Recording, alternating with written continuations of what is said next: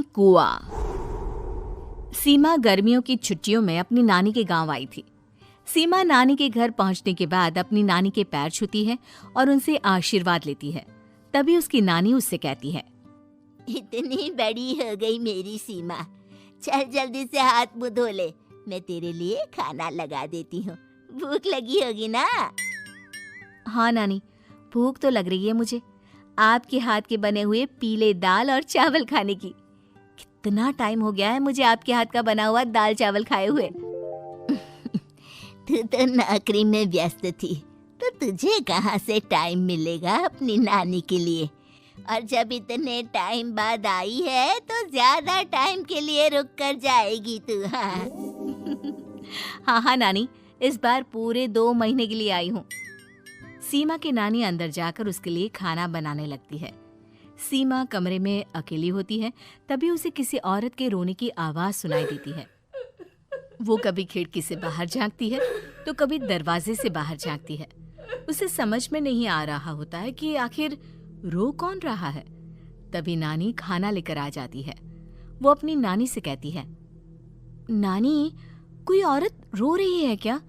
मैं जब से यहाँ आई हूँ तब से मुझे यहाँ किसी औरत की रोने की आवाज आ रही है। हे भगवान, कहीं ये वही तो नहीं? बोलो ना नानी। अरे कोई नहीं रो रहा, ये तेरे मन का वहम है। और तू ना अब खाना खा ले, ज्यादा यहाँ वहाँ की बातों में ध्यान मत दिया कर। जल्दी से खाना खा और फिर मेरे साथ आ जा मेरे कमरे में, दोनों बैठकर खूब सारी बातें करेंगे। ऐसे ही अगले दिन सीमा अपनी नानी के साथ गांव के बाजार जा रही होती है। उसी रास्ते में फिर से किसी औरत के रोने की आवाज आती है। वो अपनी नानी से कहती है, अरे नानी, क्या सच में तुम्हें अभी भी किसी औरत के रोने की आवाज नहीं सुनाई दे रही? मुझे किसी औरत की बहुत बुरी तरीके से रोने और चीखने की आवाजें आ रही हैं। मैं बहुत परेशान हूँ नानी, आखिर ये कौन है? मुझे लगता है कि सीमा को शहर भेज देना चाहिए, यहाँ रहना उसके लिए ठीक नहीं। नानी बोलो ना, आप चुप क्यों हो जाती हो? सीमा, तू घर चल, मुझे तुझसे बहुत जरूरी बात करनी है। नानी सीमा को घर ले आती है और सीमा से कहती है, सीमा, कल सुबह तू शहर वापस चली जाएगी। अरे अचानक? आखिर क्या बात है नानी, आप मुझे ऐसे जाने को क्यों कह रही हो? मैं बस जो कह रही हूँ उस पर ध्यान दे। तू कल सुबह यहाँ से चली जाएगी, और ये बात मैं कोई मजाक में नहीं बोल रही। तू कल जाएगी तो मतलब जाएगी। अरे नानी, चली जाऊंगी मैं, ठीक है, पर आखिर बात क्या है ये तो बता दो। मम्मी से कोई बात हुई है या फिर मुझसे कोई गलती हुई है जो तुम मुझे अचानक से जाने के लिए बोल रही हो? देख सीमा, रात बहुत हो चुकी है और मुझे इस बारे में कोई बात नहीं करनी। चल, अब चल के मेरे साथ सो जा। सुबह की बस पकड़कर तुझे शहर भी तो जाना है। सीमा को अपनी नानी का ऐसा व्यवहार देखकर बहुत ही अजीब लगता है। उसे कुछ समझ में नहीं आ रहा होता है कि आखिर उसकी नानी उसे अचानक से गांव छोड़कर जाने के लिए क्यों कह रही है। ये सारी बातें सोचते सोचते सीमा की आंख लग जाती है और वो अपनी नानी के साथ सो जाती है। ऐसे ही आधी रात को सीमा को फिर से किसी औरत की रोने की आवाज सुनाई देती है। वो उस औरत की आवाज सुनकर बार बार करवटें बदल रही होती है और तभी उसे सपने में भी एक अजीब सी औरत की परछाई दिखाई देती है, जो इतना चीख चीख कर रो रही होती है कि सीमा डरकर उठ जाती है। वो पूरे पसीने पसीने हो रही होती है। वो अपने आसपास देखती है तो घर में बिल्कुल शांति का माहौल होता है। सीमा घबरा जाती है। वो अपनी नानी को जगाने की कोशिश करती है, मगर उसकी नानी नहीं जगती। सीमा को फिर से उस औरत की रोने की आवाज सुनाई देती है।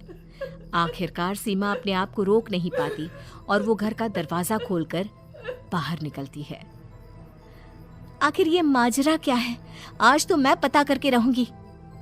अब आवाज का पीछा करते हुए सीमा आधी रात को गांव के चौपाल के पास बने कुएं के पास पहुंच जाती है, जहां कुएं की चारों ओर बेड़ियां लगी होती हैं। उन बेड़ियों में लगे हुए ताले के साथ एक लाल रंग का कपड़ा और माता रानी का कलावा बंधा होता है। उस कुएं में से सीमा को किसी के रोने की आवाज आती है। सीमा परेशान हो जाती है। इस कुएं में कौन है? कौन है यहाँ? सुनो, कौन है? कौन रो रहा है? वो चिल्ला चिल्ला कर पूछती है और साथ ही लोगों को जगाने की कोशिश करती है, मगर किसी को भी उसकी आवाज सुनाई नहीं देती।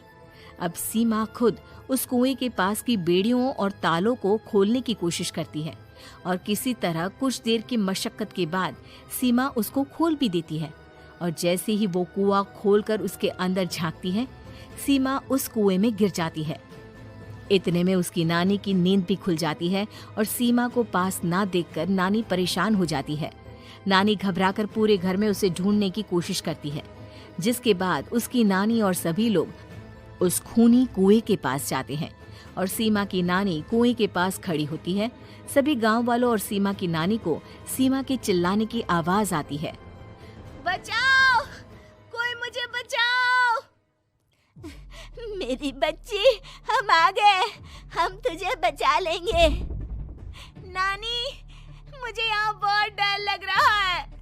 यहाँ इंसान की कटी हुई मुंडिया, हाथ, पैर और कंकाल है और खून भी है। नानी, मुझे डर लग रहा है। आप सब मेरी मदद कीजिए, नहीं तो ये खूनी कुआं मेरी बच्ची को भी खा जाएगा। अरे मुझे तो ये समझ में नहीं आ रहा कि आखिर इस खूनी कुएं को खोला किसने। सालों पहले इसको इतनी मुश्किलों के बाद तांत्रिक बाबा ने बंद किया था। अरे पूरा गांव खूनी कुएं के बारे में अच्छे से जानता है, तो कोई भी जानबूझकर तो ऐसा करेगा नहीं। मतलब किसी ने अनजाने में इसे खोल दिया है भैया। सीमा को इस बारे में मालूम नहीं था और जब से वो यहाँ आई थी तभी से उसे किसी औरत के रोने की आवाजें भी सुनाई दे रही थी। कहीं सीमा ने ही तो उसे नहीं खोला। अगर ऐसा है तो फिर सीमा का बचना बहुत मुश्किल है। वहीं कुएं के अंदर सीमा रोते हुए बैठी होती है कि उसे आवाज सुनाई देती है जो कुएं के बाहर खड़े गांव वालों में से किसी को सुनाई नहीं देता। आज सालों के बाद मुझे ताजा खून मिलेगा।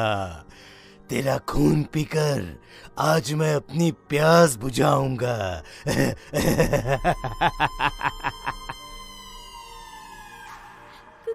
कौन है?